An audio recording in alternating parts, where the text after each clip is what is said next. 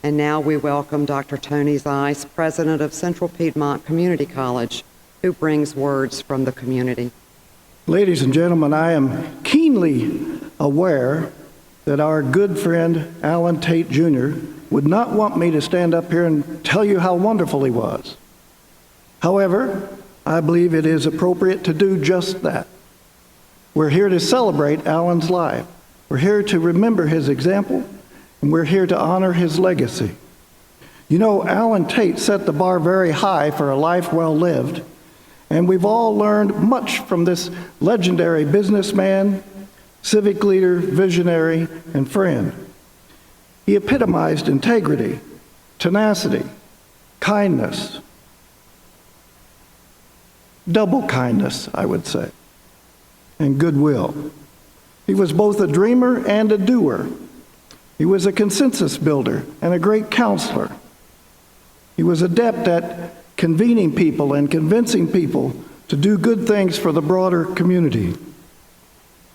He was my secret weapon for raising funds for Central Piedmont Community College, and he introduced me to some wonderful donors for over 20 years. No one would dispute that Alan was a very hard worker. In fact, he believed the adage, the harder you work, the luckier you get. Throughout his career, Alan Tate employed his entrepreneurial spirit and his real estate expertise to lead his company to the current position as the largest residential real estate firm in North Carolina. His innumerable activities included serving as chairman of many local, state, and national organizations. We were particularly pleased to have him associated with Central Piedmont for more than 3 decades. Alan's civic involvement over the years has left an indelible mark on the Charlotte community and on the region and on the state. In fact, his fingerprints are all over this state. And he influenced, I suspect, in one way or another, everyone here and everyone in Charlotte and beyond Charlotte. He was a member of the governor's Urban Transportation Task Force, and Governor McCrory recently honored Alan's visionary transportation work by naming the last completed section of I-485 in his honor.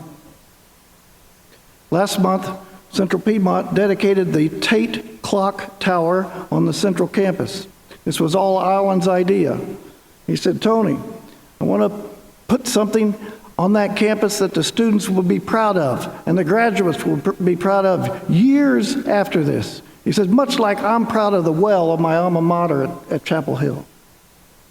Alan gave a wonderful talk that day, and he said in the beginning, CPCC was just a dream, but he observed how the dream was well executed, and he closed with just 2 words. He said, and they're good for all of us, keep dreaming. Alan was honored with the Order of the Longleaf Pine and dozens of other notable awards, and his reputation is spread throughout our entire country. On Tuesday, a reporter asked me what I thought Alan would be remembered for. I told her most people will remember him as a remarkably successful realtor. After all, who can't recognize an Alan Tate yard sign from 60 yards out? We could all do that. Some will remember him, though, as a visionary for the community development and state infrastructure, particularly roads and the Loop. But those who knew him well will remember him for his enthusiasm, his intelligence, his humor, and his big heart. Now, Alan Tate loved his family. He loved Bessie. He loved his children, Libby and Alan and Lauren and Frank, and he loved those 9 grandchildren who are here. In fact, he lived up to one of his favorite biblical verses regarding his grandchildren. It's Proverbs 13:22. It says, "A good man leaves an inheritance to his children's children." I'd say he did that by leaving them a family legacy where a good name is better than silver and gold. He also loved his friends and his country, his state, and his community. And what he enjoyed most and got the most meaningfulness out of life doing was helping others. I suspect every hand would go up if I asked who he helped in this church today.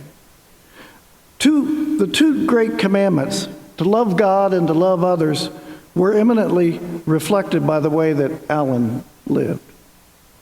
He mentored many people in this room, including his family, staff, employees, civic leaders, and even politicians if he could find one that was receptive to good advice.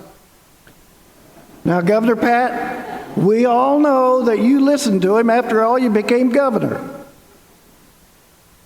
Alan would always challenge us to grow in one area or another. And you know, he was the type of person you just wanted to please. So whenever he gave you a challenge, we did our best to do it, complete it. And then, of course, we benefited greatly because we did so. He was a great coach. And Alan never gave up on people. After all, I'm a pretty good example. He had to mentor me for 23 years. In fact, I'm wearing a tie that Alan gave me. He called me and said, "Let's go to lunch." I said, "All right." And I met him for lunch, and he gave me this tie. I thought, what is up? And he says, "Tony," he says, "you have a very important position in this community, and it's important," he said, "that you have a top-notch image." And so I guess I'd been wearing cheap ties. He gave me this. So he gave me this Ferragamo, and he says, "I'll tell you, and here's how you tie it. Don't tie a double Windsor. That's use too much tie. Tie the single Windsor, but you got to have this little dimple right here." And he says, "Your collars are flipping up. You need," and he gave me a pair of metal collar stays. So I was not offended in the least. I learned to listen to Alan Tate. I listened to him, and like you, I loved the guy, and I never had a better friend. Alan had a great sense of humor and a fine command of the English language. In 2004 through 2007, Beth and I traveled all over North and South Carolina visiting historic places and Revolutionary War battlefields because we all loved that, particularly Alan. And on one of these trips, we stopped for some iced tea. It was hot. And Beth ordered unsweet tea.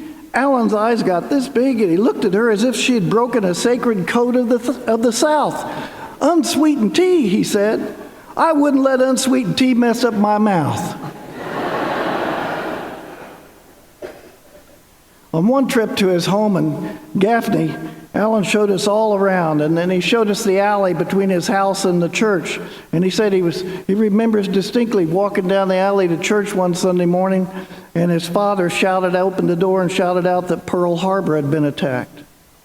He showed us where he was run over by a Studebaker, he really was, when he was 7 years old. He said it left tire tracks on his shirt, but he left unscathed. A lot of miracles surround Alan Tate. He was tough, I suppose, and determined even at that age. And he told us how the whole town stood in silence and with respect when FDR's funeral train slowed and passed through that town. Of course, he showed us his father's grocery store. We spent a lot of time there. And he showed us the monument of Colonel James Williams. Colonel James Williams was the highest-ranking officer to die at the Battle of Kings Mountain. Then Bessie came along, and Alan said she was God-sent, and I agree.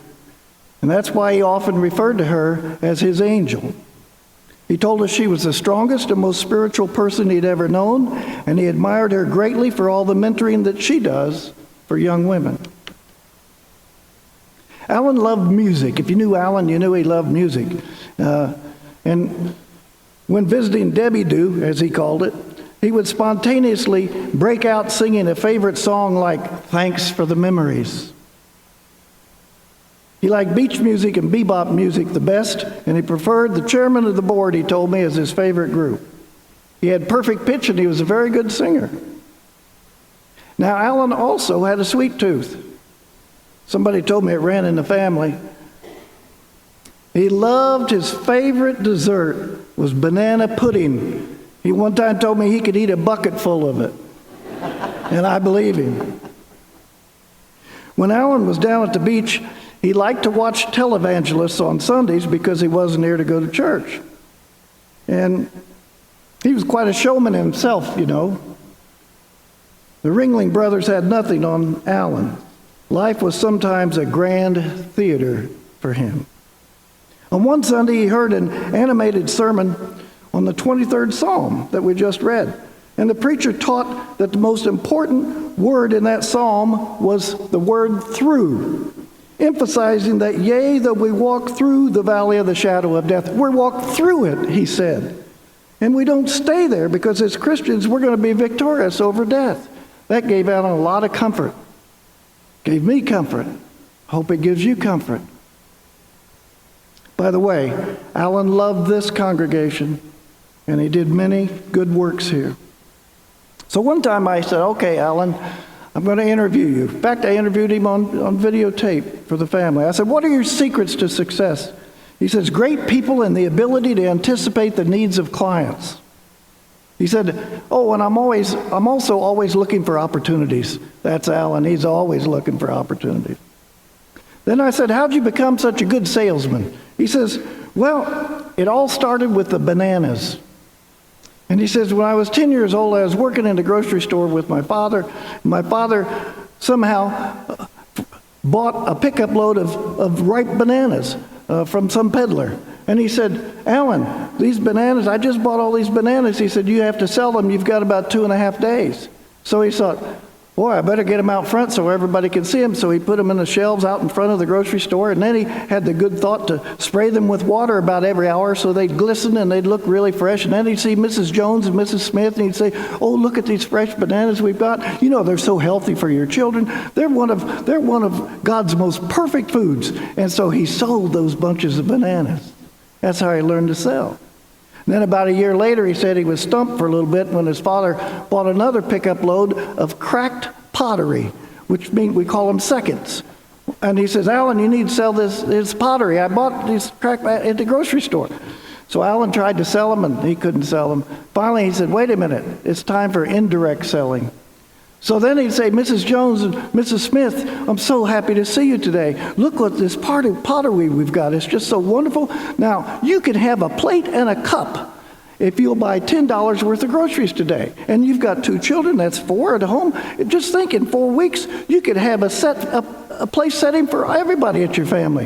What a wonderful bonus it is. And so he learned to sell indirectly. Then I said, well, tell me about your leadership skills. Where'd they come from? Without hesitation, he said, the Boy Scouts. And he says, especially when I became a patrol leader. And he told me many stories about Chubby Little John. He was a portly little guy, and he says, we went out on our first patrol hike. We got out in the woods, and he kept falling behind and falling behind. And he says, I learned leadership that day. He says, I put him at front, so nobody fell behind. He led the whole hike and felt good about himself. Only Alan Tate would think about that. He became an Eagle Scout, and he was very proud of it. And you know, you have to have 21 merit badges to become an Eagle Scout, among other things. Alan was so proud of it. I know he was proud because he had a lockbox, and that was the only thing in it at the bank, was his merit badge sash. So there you have it. Alan's career success came from employing great people and anticipating the needs of others. He learned to sell by selling. He learned to lead by leading. He learned to lead by serving. And best of all, he learned to be an extraordinary person by becoming an extraordinary person. His favorite biblical verse was just read a moment ago, Micah 6:8. He has told you, old man, what is good. And what does the Lord require of you but to do justice, to do kindness, and to walk humbly with God? He was always quoting that verse. I think it was in his DNA. That verse pretty much summarizes what Alan Tate was all about: being fair and just, being kind to others, and walking humbly with God. Well done, my friend. Thanks for the memories. We welcome Pat Riley, President and COO of Allen Tate Companies, who will now bring his remembrances. Tony, to close out 2 of those stories, the bananas did get brown, started to brown up as bananas do so quickly. And he tells the rest of the story was, as they browned, he had to quickly shuffle and dug up some recipes for banana pudding, banana bread, and any kind of banana recipe that he could muster up. Also, I think another closure of the story of his love of music The beautiful organ that we're enjoying here today is a product of his love for music. We're all enjoying. Alan, I can hear you now. Riley, project. Good eye contact. Lean in. Lift your chin.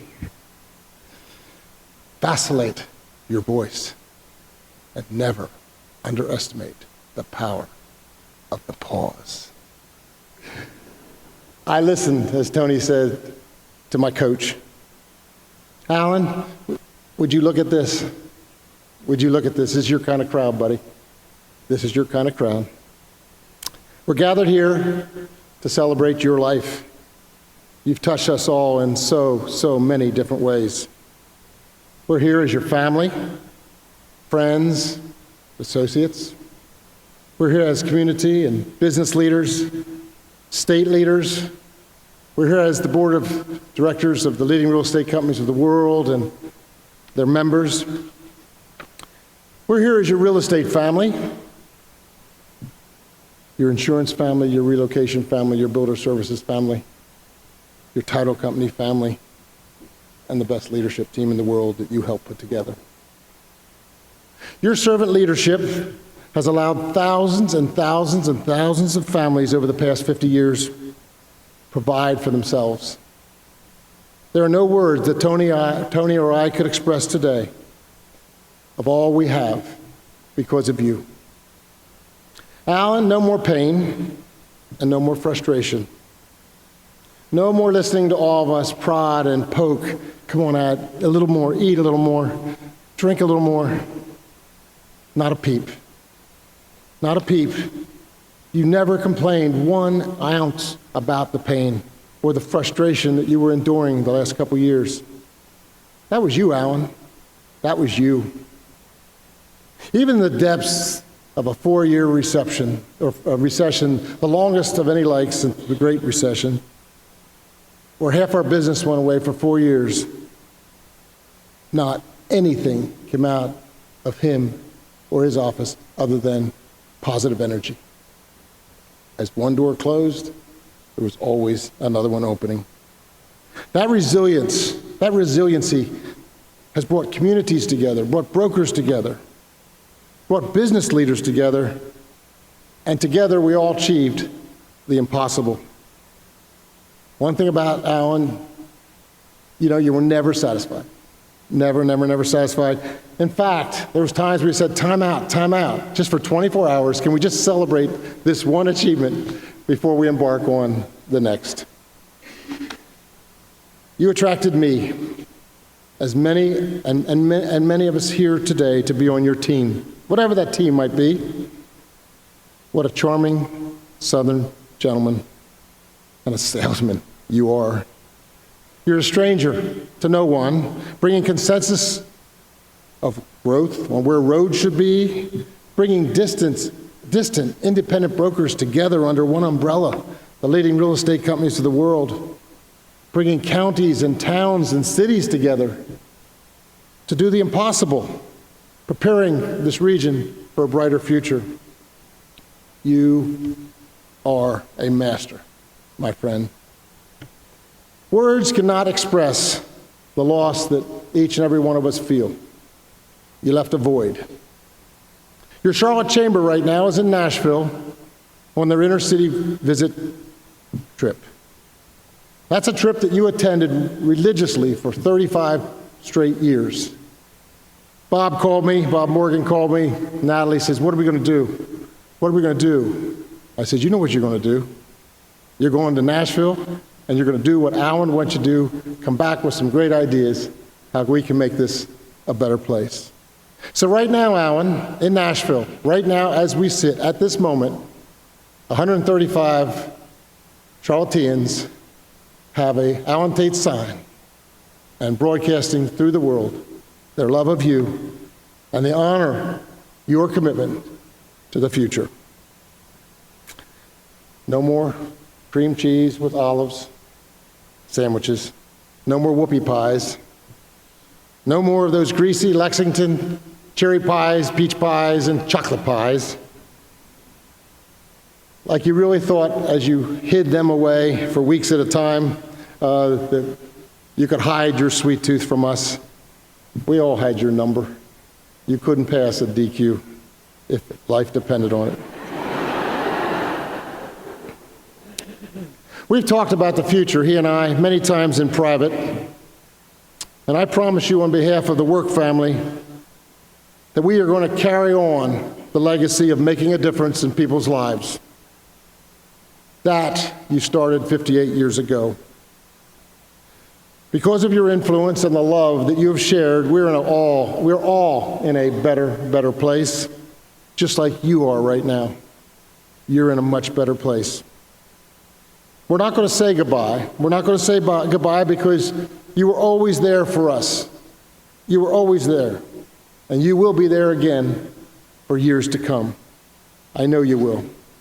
When we first met 33 years ago, you and I talked. And we talked about a journey that would never end. Thank you for being a friend to the Carolinas, this region, and this wonderful city that you loved. Thank you for being a father. Thank you for being a stepfather. Thank you for being Papa and Papa T. Thank you for being an inspiration, an orator, a consensus builder, a negotiator, a planner, a designer, the consummate salesman that you are, a leader, a community giver, a challenger, and I'm going to end with the one that probably we could all resonate the most with. You were an instigator. You were an instigator. But what that did is that drove all of us, that drove every one of us to be the best that we could ever be. We love you more than you'll ever know. We have solace today, solace in our hearts because you found peace and you found a new body. And you told us that you were ready. For that, we are so very grateful. And one thing, looking around today, I thought is one of your favorite weekend questions. Where is everybody, Riley? Nobody is working. He says, real estate's a 7-day-a-week game. The parking lot is empty. Where is everybody? Well, Alan, you can see where everybody is today. We're here loving on you. If you were here today, no less than 5 times, you would be saying what you say to every new realtor. I can't help but think you know somebody that wants to buy a house or sell. So thank you for touching our lives in such a special way. The journey that you and I started together, the journey with your family, the journey with your community, the journey with everybody that loves you will never end. We love you, Alan. From the Gospel of John, we hear these familiar words. Do not let your hearts be troubled. Believe in God, believe also in me. In my Father's house there are many rooms. If it were not so, would I have told you that I go to prepare a place for you? And if I go and prepare a place for you, I will come again and take you to myself, so that where I am, there you may be also. And you know the way to the place where I am going. But Thomas said to him, Lord, we do not know where you are going. How can we know the way? And Jesus said, I am the way, the truth, and the life. What brings meaning and fulfillment to your life? What moves you to get up out of bed in the morning to face another day? For Alan Tate Jr., his faith in God who watched over him would be one reason. For he did have a strong faith that helped him through the challenging times of his life. Another reason to get up in the morning for him He loved his work. And what a strong work ethic he possessed. He would become excited when there were opportunities for him to take care of, to come up with a solution. And many of the accomplishments have already been mentioned, yet his influence reached heights far beyond what we could quantify. You're going to hear some familiar words here. He was an optimist, never afraid to ask for anything. He was an encourager, a man who saw the big picture, a mentor to many, a kind man, a man who expected great things from others, a humble man, a visionary, a person who could bring others together. He was a confidant to many, and they never wanted to let him down. Born in Gaffney, South Carolina, he learned from his dad that his dad wanted him to be a provider for his family when he grew up. And not only did he provide for his family, but he also provided for a lot of other people when he created the Allen Tate companies in 1957. The next year, 1958, he joined our church, where he served faithfully as a member of the Board of Deacons. One of his passions was the great organ music. So when our organ needed to be restored, he provided the needed funds. And he also created the Tate Family Endowment Fund that helps people in the church who are having financial difficulties. He lived out his faith by caring for those in need. When his wife, Mary Jane, with her, they had 2 children, Alan III and Libby. And oh, how he adored them, referring to Libby as his sweetheart. When he married Barbara, the family grew as Lauren and Frank joined this blended family. And he had enough love for all the children.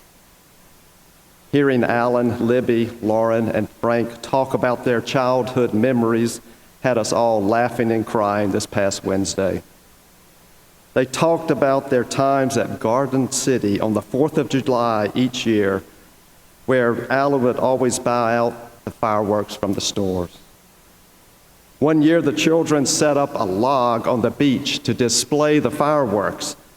And we've already heard this, but Alan loved showmanship. And you know what I mean. So the grandest display ever began with Alan watching from the deck of the house. And as the fireworks began, the log platform shifted with fireworks shooting in every direction. And all the kids, of course, were diving for cover. It was like the beach landing at Normandy. And there was Alan in the distant safety of the deck, hiding out while chaos ruled the beach. What a show. And whenever Alan went to the beach, he also loved to go to the store. And for those who rode with him, they had to endure all the side trips where he would go looking at property. The children said that even up to the last weeks of his life, he would talk about new business deals. There was something about buying up some Dairy Queens, for he loved ice cream. He always wanted his children to have a good time. They talked about how he loved to needle people, to get under their skin. When he took them Christmas tree hunting, he would convince them that a rough, scraggly tree that he found was the best tree ever. And when Alan played tennis with the children, they said he was not fast nor athletic, but he could really place the ball where they could not hit it. He was a crafty man. The children said he was thrifty and that his middle name should have been Nervous Nellie, for he was always so careful. They talked about a striped, colorful jacket that he would wear on the beach, as well as his loafers. He always wore those in the sand at the beach. And as we heard, how much he really loved sweets. And as the children grew older, they remembered trips to Cancun, to Florida, and many other places, and what good family times they had. He was so proud of his children and grandchildren, and he spent personal time with each grandchild. He was especially happy to have 2 granddaughters. He always spoke positively about his family because he would not tolerate negativity.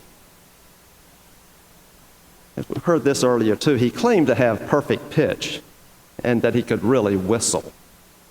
And he loved the beach music and loved to shag in his orange parachute pants in his early days. Well, after the death of his wife Barbara, he knew that he did not want to live alone. So when he started dating Bessie, it took her until the 4th date until she felt like she did not have to call him Mr. Tate. Began calling him Alan. And he said that Bessie brought a deep spirituality into his life. Well, as his body began to fail, his mind remained sharp. He continued to inspire all of us with his determination and kindness. And Frank said Alan recently told him, "It's been a grand life." At this time, the family wishes to thank deeply those who cared for Alan, particularly Catalina Patello, Ron Harris, and Nancy Tomberlin. We know this, but Alan always wanted to be in control also. Even when his body did not do as he wished, he would keep moving forward, never retreating. For he always believed he had more to accomplish in life. In our last visit, he said he was ready to give up the fight. But you know what? He did it his way, giving thanks for his life, giving thanks for his family. And in that moment, he truly experienced the grace of God that accepts us all as we are, unfinished as we may be. From Mary Oliver's poem, In Blackwater Woods, we hear these words: "To live in this world, you must be able to do 3 things: to love what is mortal, to hold it against your bones, knowing your own life depends on it, and when the time comes to let it go, to let it go." And that's exactly what Alan did. Well done, good and faithful servant. Well done. Go in peace. Amen.